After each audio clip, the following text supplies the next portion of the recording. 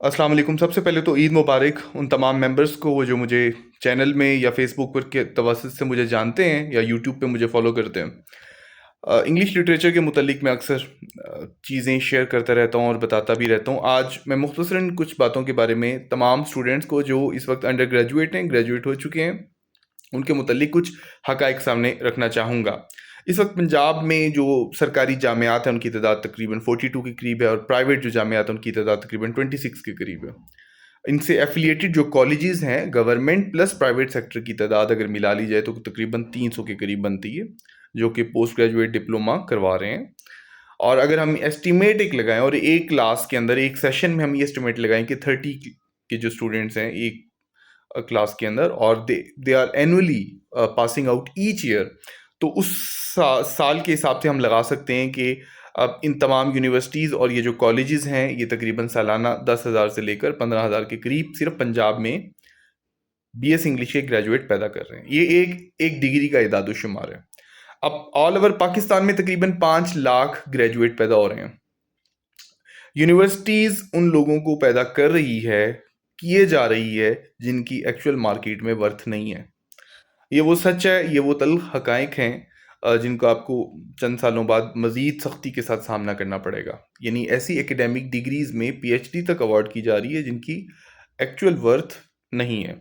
और एक और बात, तो हम प्रैक्टिकल फील्ड्स की बात की जाए, थ्योरेटिकली ज़्यादा हमारे यूनिवर्सिटीज़ में फोकस होता है, ऑन ग्राउंड या प्रैक्टिकल फील्ड में क्या हो रहा है वो नहीं बताया जा रहा होता, जो कि एक्चुअल डिमांड है। इसी तरह जब आप बीएस इंग्लिश कर रहे होते हैं या कर चुके होते हैं तो आपके जहन में एक ही ख्वाब होता है कि भाई हमें लेक्चरशिप की तरफ जाना है। तो to be very honest, government की तरफ लेक्चरशिप की तरफ रुझान नहीं है फिलहाल, कम अज़ कम मेरे अंदाजे के मुताबिक 1 साल या 2 साल तक, अनलेस कि बहुत बड़ी तादाद में लोग रिटायर्ड हों और एक बहुत गैप बीच में आए और उस गैप के बाद गवर्नमेंट डिसीजन लेके भाई let new people recruit in this cadre. लेकिन फिलहाल कोई सच नहीं है। लेकिन अब जो लोग कर चुके हैं या जो कर रहे हैं, इसका मतलब ये नहीं है कि इनके लिए मार्केट में कम्पिटिटिव मार्केट में कोई एम्प्लॉयमेंट के चांसेस ख़त्म हो गए हैं, ऐसा नहीं आपने सोचना।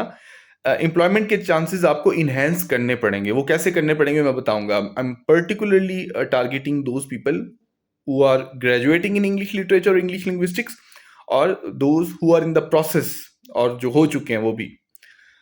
उसमें ये कि सिर्फ जो इंग्लिश की जो फील्ड है, लिटरेचर की जो फील्ड है ख़ास तौर पर, वो एक बहुत टेक्निकल स्किल नहीं है। ठीक है, क्रिटिकल स्किल है, टीचिंग बेस्ड स्किल है, लेकिन सारी ज़िंदगी आप टीचिंग बेस्ड जॉब के इंतज़ार में अपनी वक्त ज़ाया नहीं कर सकते। अब आपको क्या करना है, अपने आप को अपस्किल करना है। अपस्किल करने से मुराद ये कि आपको ऐसे एडवांस्ड कोर्सेज करने हैं जिनकी मार्केट में डिमांड है। आपने इंग्लिश लिटरेचर की डिग्री ले ली, you are good at English, कोई प्रॉब्लम नहीं है, ठीक है। अब आप जॉब के इंतज़ार में ये नहीं सोचें कि मैं बस 2-4 किताबों को रट्टा लगा लूँ, तो अभी इस वक्त ज़माना नहीं है इंतज़ार करने का, ये मैं पहले बता रहा हूँ आपको। आपको रियल टाइम में मनी चाहिए होती है सस्टेनेबिलिटी के लिए, और उसके लिए बहुत कोई अच्छी फैमिली हो तो वो सपोर्ट करके आपको एमफिल में कर देते हैं। तो मेरे मुताबिक MPhil actually permits you to delay your job for 2 years मोर।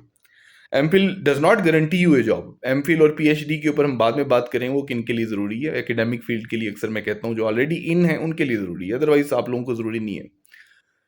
तो अब हम टॉपिक पे वापस आते हैं कि आपने ग्रेजुएशन कर लिया, अपस्किल कैसे करना है, जो कि आपके मुकाबले में जो 50 लोग और ग्रेजुएट आए होंगे उनके मुकाबले में आपको कम्पिटिटिव एज देगी। आपको फाइनेंशियल मैनेजमेंट के कोर्सेज करने चाहिए, इजीली अवेलेबल हैं यूडेमी, कोर्सेरा के ऊपर। आप उनको करें, सर्टिफिकेट सीखें, you can talk about that. If you are interviewed regarding that topic you can talk about it.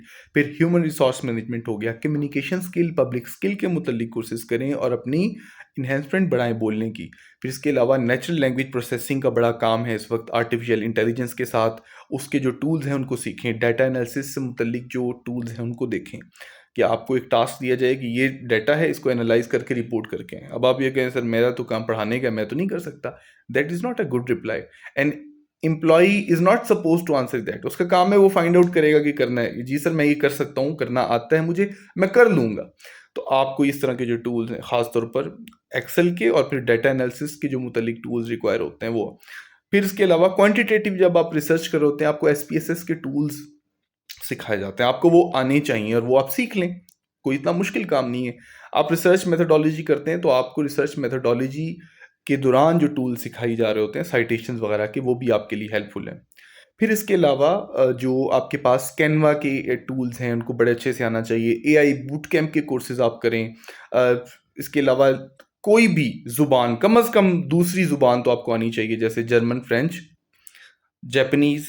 ये आपको, अगर आप फ़ॉरेन में जाने की कोशिश करते हैं या पाकिस्तान में किसी एम्बेसी या एनजीओ के साथ मुंसलिक होना चाहते हैं, तो ये बहुत अच्छा आपके लिए एडवांटेज है। 5-6 महीने का कोई नमल से किसी जगह से ऑनलाइन कोई कोर्स करें और कोई 15-20 लाख ये जो 2-2 लाख रुपए की आप फीस देते हैं सीएसएस की, और 2-2 साल 5-5 साल अपने ज़ाया कर रहे होते हैं। मेरे ख्याल में आपको एक्चुअल लाइफ में अपने आप को इन्वॉल्व करके अपनी लाइफ को थोड़ा सा सेटल करके फिर आपको करना चाहिए सीएसएस पीएमएस। वो आपको ट्राई है, वो आप ज़रूर करें, लेकिन कॉन्टिन्यूसली जॉब की वेट में मत रहें कि भाई गवर्नमेंट जॉब अनाउंस करेगी और हमने ये करना है।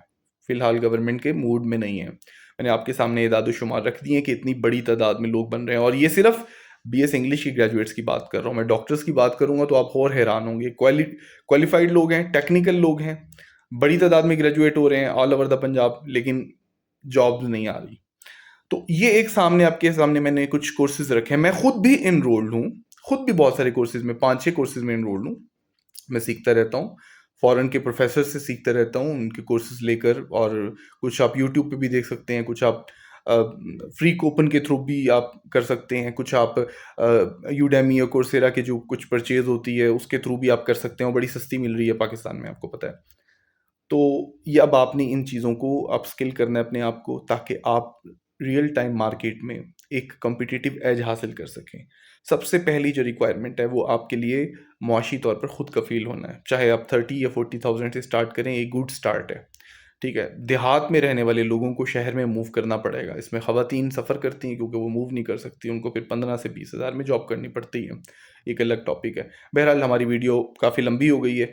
मैं ये चाह रहा था कि आपको हक़ाइक़ से बताऊँ, हक़ाइक़ आपके सामने रखूँ कि इन चीज़ों को करना आपके लिए निहायत ज़रूरी है। इसकी तहरीरी शक्ल में भी मैं पोस्ट उन लोगों के लिए शेयर कर दूँगा जो इस पूरी वीडियो को नहीं देख सके। अपना ख़्याल रखिए, थैंक यू वेरी मच। और उन लोगों के साथ, अपने क्लास फेलोज़ के साथ ज़रूर शेयर कीजिएगा जो इस डिग्री में एनरोल्ड है। और मेरे चैनल एनाटॉमी ऑफ लिटरेचर को फेसबुक पर, यूट्यूब पे ज़रूर फॉलो करें। Thank you very much.